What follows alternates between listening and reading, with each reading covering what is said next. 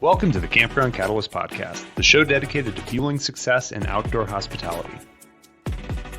Whether you're an outdoor adventurer, a campground owner, or looking to build your legacy in outdoor hospitality, you're right where you need to be. We're here to guide you through the fascinating world of campground management, unique real estate strategies, and the gratifying opportunities created by outdoor hospitality. Our mission is to inspire and equip you with the knowledge and insights you need to build a successful business and create a legacy worth leaving. The Campground Catalyst Podcast is proudly sponsored by Beyonder Camp, your trusted outdoor hospitality experts.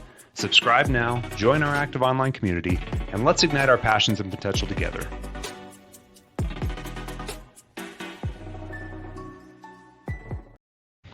Welcome back to Campground Catalyst. I'm Adam Lendy. Justin Hoggett and Don Spafford are with me today. Gentlemen, how you doing? Hey, doing well. It's a good day. Yeah, sun's out. It's beautiful. That's right. All right. On to another Memory Makers. So today we are going to be talking about activities. A couple episodes ago we covered amenities in a campground. Today we're going to be focused on activities. Let's go around first. We always like to do this. Justin, what's your favorite campground activity?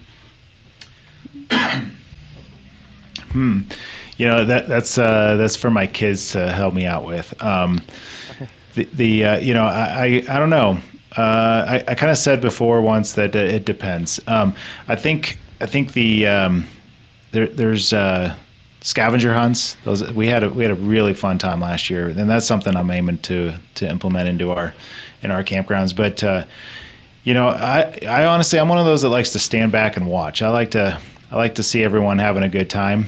But otherwise, the DJs, that activity, that's been a huge hit for my family. I'm not much of a dancer, that's no secret, but I like to watch. Okay, kind of a cop out, but yeah. Yep. Don, how about you?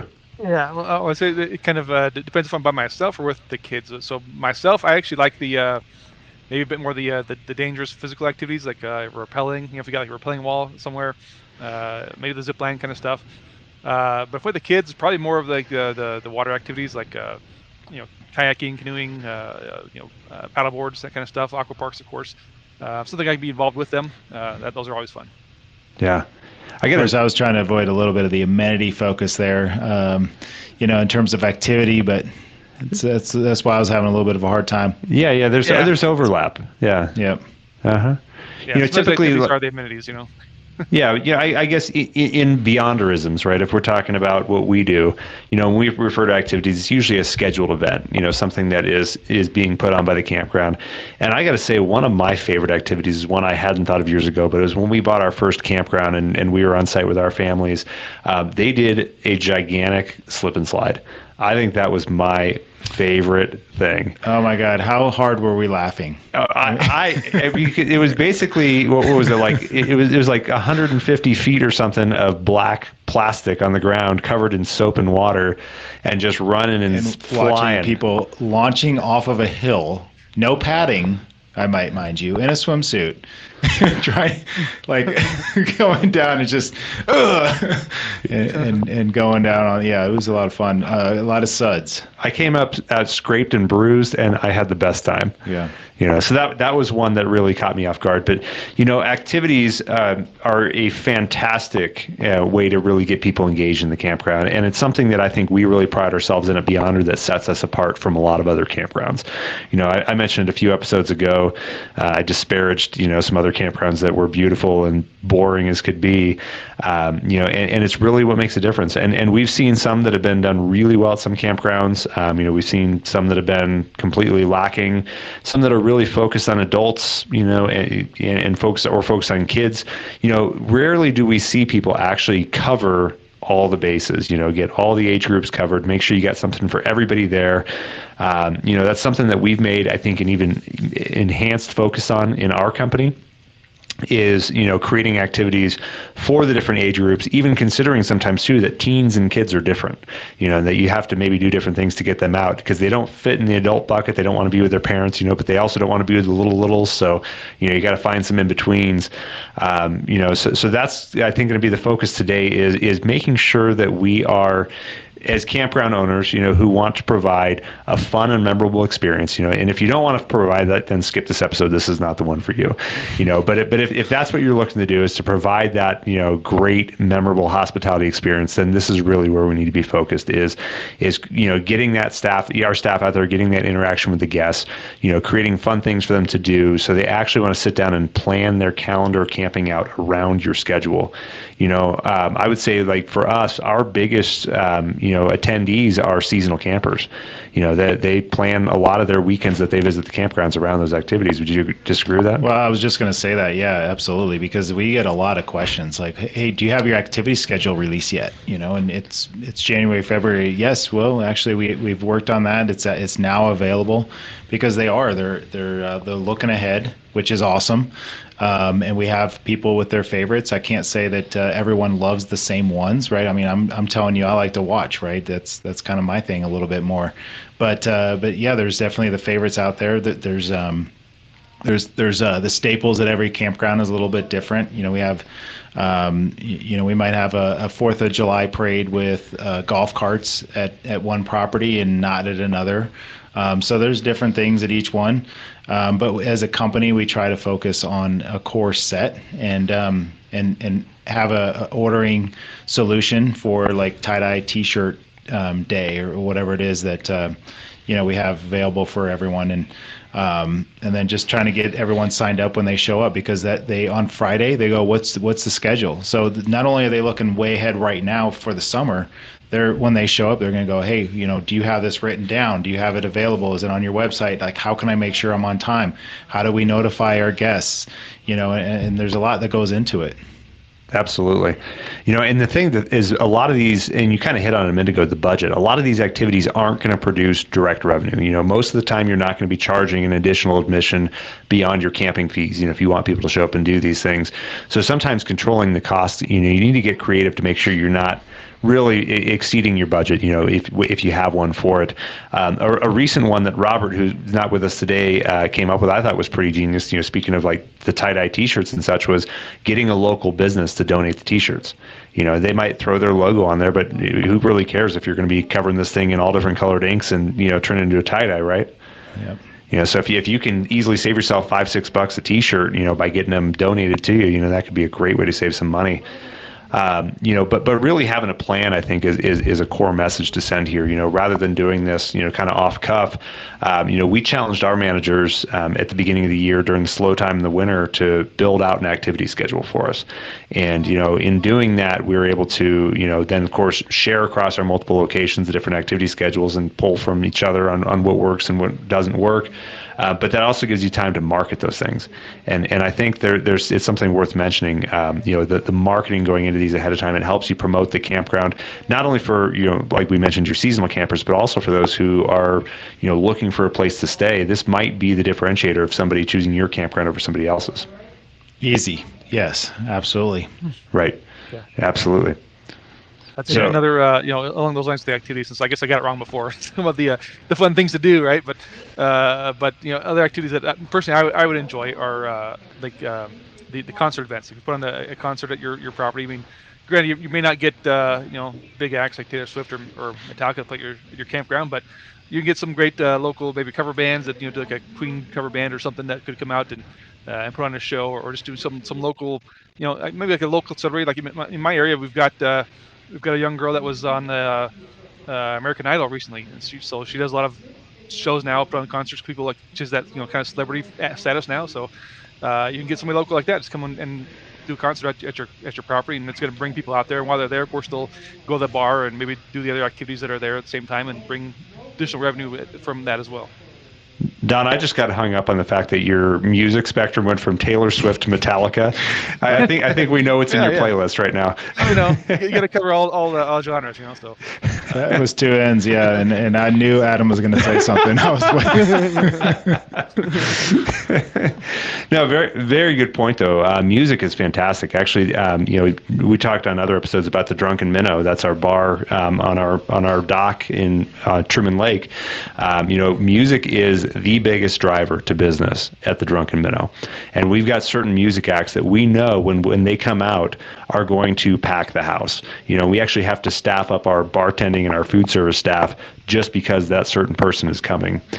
So the music is a fantastic opportunity. That really requires networking, getting to know who your local musicians are, building a budget around it. Some of them can be expensive. Some of them will come out and work for tips. You might get a guy with a guitar who wants a couple free beers and to make his tips throughout the night. That might be a great fill-in for you. But at the same time, there can be value, as we just shared, in having somebody who's a top music act in the area. We have a pavilion at one of our other properties that every Friday night is a quote unquote concert, right? And everyone in the area they know it's happening, and they come down and join the park, and that's one of the draws for that particular property. I think having that schedule is important, like you mentioned.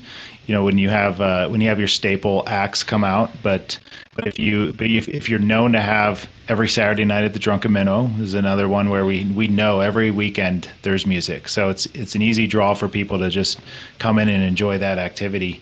But there was another point I was going to make. Anyway, was it related to Taylor Swift at all? It might have been around it. Yeah, it still is in my head. Yeah. Oh, very good. So I mentioned before, of course, the different age groups, and you may have a certain theme in your campground. If you're an age-restricted campground, 50 and up, for example, obviously, clearly, unless people are going to be having their grandkids around or anything like that, you're likely not going to be planning those age, appropriate activities. But, I think we've seen some campgrounds that have gone too far the other way, where all they focus on is the kids. They've got the Easter egg hunts, and they've got the different kid activities, but they often miss the adults, totally overlook it. And while we appreciate having great things for our kids to do, it really doesn't incentivize us the same way to come back if they don't have adult activities. And I think adult activities can be one of the more difficult ones, because what's funny is kids, I think, are a lot more willing to put themselves out there and go jump in front of new people and do new things, weird things, especially that they might get put on the spot for. But, and I'm just throwing this out there, because I'm not involved in the activity planning at our campgrounds, but, what would be the kind of adult activity that would get you out of your camper and comfortable mingling with other adults? Well, one of our drivers is obviously community. We really want to focus on community aspect at our properties, and I think it has been exceptionally important to have those adult activities. Adam, like you said, people jumping down a slip and slide. I mean, having that relay race. I mean, we were gathering people from all over. Come and join us, and I think having activity, like true activity with the activities, not necessarily sitting around a bingo table, but something that creates some sort of competition a little bit. The cornhole tournaments have been a huge hit. Anything that kind of gets people out and about to be active, I think, is one of those main drivers. And a little bit of the competitiveness. If you have a little bit of a $5 bucket, you win 50 if you're the winner, whatever, however many groups there are, right? That's another opportunity for people. But then one of the favorites too, I guess, as the title goes, best campground activities. I've seen the golf cart. What did they call it at Rising Sun? It was where you get on a golf cart and you have to go to different stations around the property, and it not only got people out, but it also became a revenue driver, because if you didn't have a golf cart, you're probably going to rent one. And we saw that too. But having people kind of race safely around the property on golf carts and get it signed off on different stations. It was kind of one of those things I said, a scavenger hunt. So you had to answer questions, and it wasn't just go to 1, 2, 3, 4, 5. It was actual figure out your way. And the way it was set up was not one singular focus. You're not all following each other. You actually had different formats. So you might go to 8 first, and the next one to 1 first. And but I'll tell you, after it was done, everyone was hooting and hollering, and it was a competition, fun. But afterwards, everyone was just like loved it, and congregating afterwards, which the results were amazing. Yeah, I think the theme of what you mentioned there, though, some of those games and such to get adults out, is something where adults who know each other, who came together, be it the couple, the friends that came together, can go interact in the activity and happen to be around other people, as opposed to forcing them into a big group setting. It's funny how adults, and maybe it's a generational thing or just whatever the case is, it's really hard to break them out of their shell. But if you let them interact with people they are, like the cornhole competition, where you're playing with somebody you already know and you can just happen to be around other people, I think that's a great way to work people together. You're kind of hitting on the revenue generation side.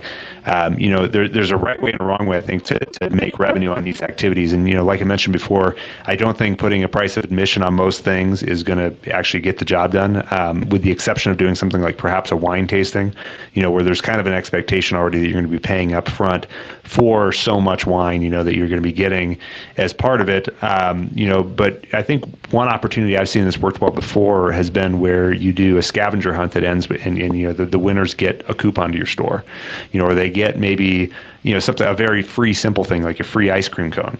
Knowing that the kid getting the free ice cream cone, especially if they've got other kids, means you're going to sell more ice cream cones and more other stuff out of your store. It's impossible to give just one kid an ice cream cone. I promise. Unless it's an only child. No, but then all the other friends and kids, No, fair point. Yeah. But yeah, definitely. Well, I think too, if you could use some of the amenities that you have on site to put on special events. Like, of course, this can somewhat depend on where you're at. If you're near a major MSA, it might be easier. But contact your local, business community, I guess, and maybe you could potentially put on, like, if you have like a pickleball court, put on a tournament. Bring out the pickleball people to have a tournament at your site, and of course, while they're there, they can use the other amenities and sell drinks and whatnot. But or if you have a beach on a lake, do like a beach volleyball competition. Especially during times of Olympics, it's a great time to promote like Olympic activities at the property. So things like that, you just kind of think outside the box and put on some tournaments, events. Contact the local sports clubs or whatever to see if they'd want to come out to your property and do an event there and have fun versus being in an enclosed space somewhere else. I wasn't even planning on going to this, Don, but you put it in my head. Networking. Networking is something that I think is often overlooked, and it's such a massive opportunity in this business. It's something that we have harped on with our management team since the beginning, and we've really, we've always been members of the Chamber of Commerce, and we've gotten our managers involved in their communities to that regard. But we turned it up big time this year, really forcing them to get out and actually do some proactive networking outside the chamber with other local businesses, and now that's opening the door to sponsorships, looking at, an activity that might have some serious costs associated with it. If you can get a business who's willing to sponsor that activity for you, which might mean them paying for catering, it might mean them paying for an actual item that you'd otherwise have to purchase, in exchange for giving them some publicity or handing out their, brochures and coupons for them. Yeah. Plus, they could step in themselves, do some of the marketing because they want to promote their business, so they'll market it. Hey, so and so is sponsoring this event at so and so campground. So you could kind of cross promote with that as well. Right. Yeah, and then of course, as it comes to staffing the activities, oftentimes, a common position at a campground is an activities coordinator or director, and it's, sometimes a work camper who's running these, or a teenager from the community who works there who's running the activities, and that's great and all, but don't overlook some of the opportunities you might have in your campground that are free or near free. We've had seasonal campers before who take a tremendous amount of pride in their campground and their community. For them, it really is a community who are willing to step up and actually lead activities in a campground, at no additional cost. We've had them run their own, and they can actually do a better job than we can because they've got more of a connection with some of their fellow seasonal campers to bring them out for the activities and really get the group engaged. We've seen it where they run cornhole tournaments, with full brackets, and it takes all day to get through it, and what an opportunity if you can lean on the people you already have there. Yeah. And, I've mentioned it before, being creative. And like you said, Adam, you don't have to spend a ton of money on this stuff. Utilize what you have. A little bit of a spin on the golf cart scavenger hunt is a golf cart poker run. That's something we did at Starrett. And you go to different campers who have a deck of cards. Anyone has those in their camper, right? And they just give one out to each person that comes along the golf cart, and you play poker in the end. So what did you end up in your hand? Who wins? I know it's kind of a luck thing, right? You're not trading in cards or whatever. But it's just a little fun activity to run around. Water balloon tosses, another thing. Being creative, costume contest. People are buying their own costume. You can give another coupon to the store to the winner. We have site decoration contests. This is all stuff that just brings about the community. They're doing their own activity in a sense on their own with the incentive to maybe just show off or get a prize. We have decorated golf cart runs where the winner gets another prize for best decorated July 4th golf cart. So there's a lot of different ways to make it work if budget is small. And also, I just mentioned quite a handful of different activities that, there's a whole month almost right there, right? So it's not hard to fill the season with various activities across the board. Absolutely. And having that calendar full, not just holidays, the weekends and such. Justin, you mentioned at the beginning of the episode, and I want to touch back on it, scavenger hunts. You found a solution, and I know that it's not the only one out there, but that you can use technology to put together a scavenger hunt. And what an opportunity to have people, intentionally stop by different key features of your property, especially if it's things like the paid amenities that we've talked about in the past. Hey, they have to go to your zip line station. They've got to go over to where your paddleboard rental is, whatever the case is. And they end up in your store, of course, where they're going to spend money. They do this in exchange for a coupon or something like that. But what was the solution called? Yeah, it's called Goose Chase. Yeah. And that was brought to my attention by a cousin of mine that was visiting with us. She had used it for her school. She was a teacher. And they created scavenger hunts. She spent maybe a couple hours. It wasn't very long. She understood the software. That helps, right? So there's a little bit of learning curve. But she set up this platform, had like 8 to 10 different stations, and very creative. Looked at all these amenities that you might not actually know about, like where's the Gaga ball court, right? And so go play a Gaga ball game. How do you prove you did? You take a picture, right? Put it into the to the Goose Chase, and you prove you did it. Stopped at the Drunken Minnow, took a minnow shot. That wasn't one of those that I did. You'd mentioned previously I'd done a couple. That was not one of them. That's a free or near free software, right? It is a cost, but okay. It's but spread out over time. You can create unlimited of these, and contest. You can have fun with it. You can do kids, adults. You can do all sorts of versions of them, and they save.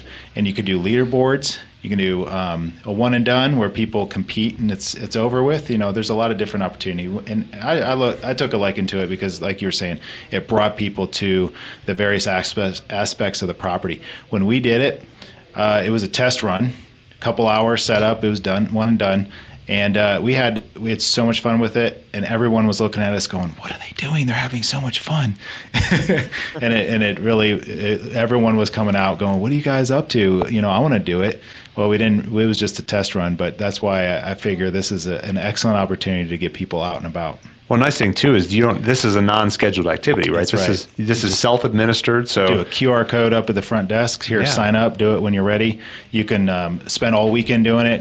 If you guys ever done those, you're not, maybe not you, but your kids do the national parks activity brochures, and you get to do it on your own. And that's another opportunity to coloring books or whatever you can hand out on check-in, and the kids can go and do these events at their own pace, and when they're done, they're done.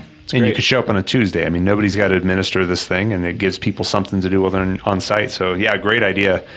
These guys are not a show sponsor, but if you do buy it from them, mention our name, and maybe they'll send us a check.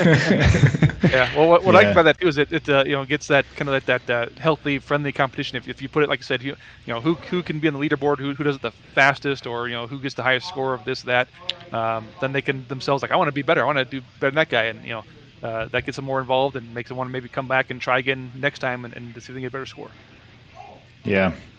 And kind of along the lines of that too is geocaching. We implemented that of all of our parks.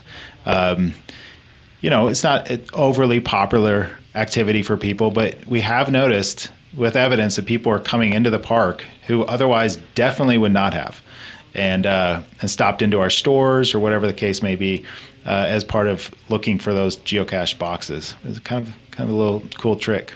Yeah, I didn't think anybody was still doing that anymore. I thought it was crazy when we were putting that in until we got there's a report, right? And you can see how many people have accessed it.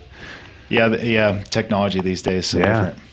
Absolutely. So cool stuff. I mean, the sky's the limit, but I think that the core message in this here is what's going to differentiate you from other campgrounds and keep people coming back is the experience that they have when they're on site in your campground, the memories they've made, which is often going to be driven by your amenities and your activities both.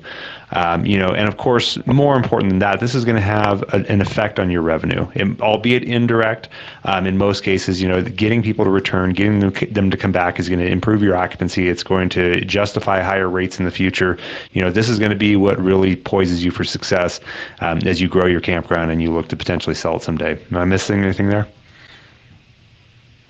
Not off the top of my head. All right, very good. Well, closing out, this has been another episode of the Campground Catalyst Podcast. We thank you so much for joining us. Please join us on Patreon. Give us a 5-star review. If you found this valuable, please share it with somebody else that would find value in it as well, too. We appreciate you joining us. Yeah, and I can't wait to see all the comments here.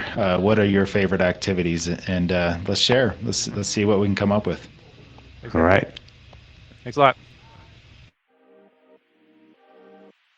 Thank you for joining us on this episode of the Campground Catalyst Podcast, where we take you behind the scenes in the fun and gratifying world of outdoor hospitality. We hope you were inspired by today's show and better equipped to take the next steps in your journey.